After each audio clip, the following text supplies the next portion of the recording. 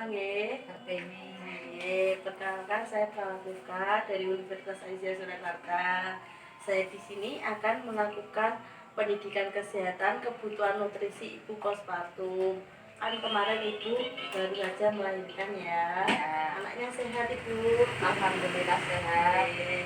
Dan tujuannya nanti ibu agar ibu mengetahui makanan apa saja yang ibu konsumsi, yang harus ibu konsumsi sesudah postpartum ya ibu.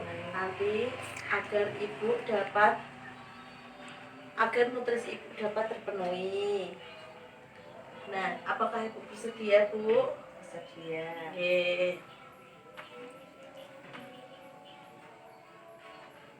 Jadi, nutrisi ibu postpartum, kebutuhan gizi pada masa nifas, terutama bila menyusui, akan meningkat 25% karena berguna untuk proses kesembuhan sehabis melahirkan dan memproduksi air susu yang cukup untuk bayi. Nutrisi ibu postpartum yaitu nutrisi yang bergizi seimbang. Gizi seimbang ibu postpartum dapat diartikan bahwa konsumsi makanan ibu menyusui harus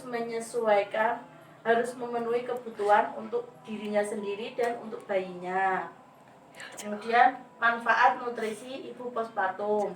Yang pertama, untuk memenuhi kebutuhan nutrisi bagi ibu dan bayi.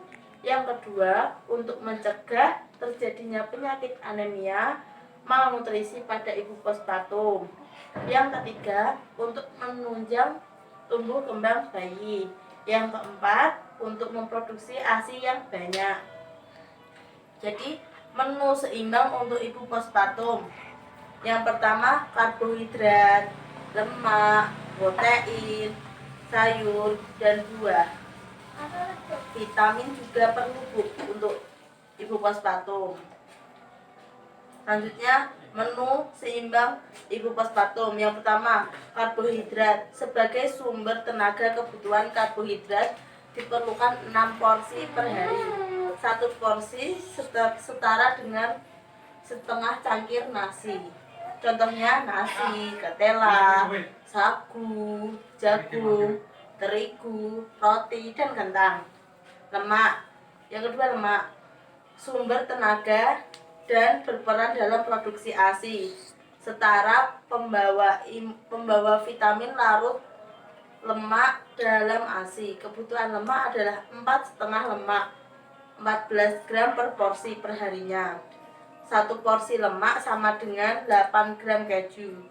Contohnya, ibu dapat mengkonsumsi mentega dan keju. Yang ketiga, protein. Untuk peningkatan produksi ASI susu, kebutuhan protein yang dibutuhkan adalah 3 porsi sehari. Satu porsi setara dengan 3 gelas susu. Yang pertama, ibu bisa mengkonsumsi protein nabati, contohnya tahu, tempe, kedelai, dan kacang hijau. Kemudian untuk protein hewani, ibu bisa mengkonsumsi hati, telur, susu, daging, ikan, udang, dan yogurt. Yang selanjutnya, sayur dan buah-buahan. Kandungan serat tinggi yang dapat mencegah sembelit dan menjaga kesehatan pencernaan. Contohnya bayam, sawi, wortel, tomat, jeruk, pepaya, dan pisang. Kemudian vitamin. Yang pertama, zat besi didapatkan dari kacang-kacangan, daging merah, tahu, sayur berwarna hijau gelap. Zat besi itu berguna untuk mengembalikan darah merah yang habis ibu keluarkan saat melahirkan. Yang kedua, asam folat untuk kecerdasan anak. Yang ketiga, vitamin E berfungsi sebagai antioksidan dan meningkatkan stamina dan daya tahan tubuh.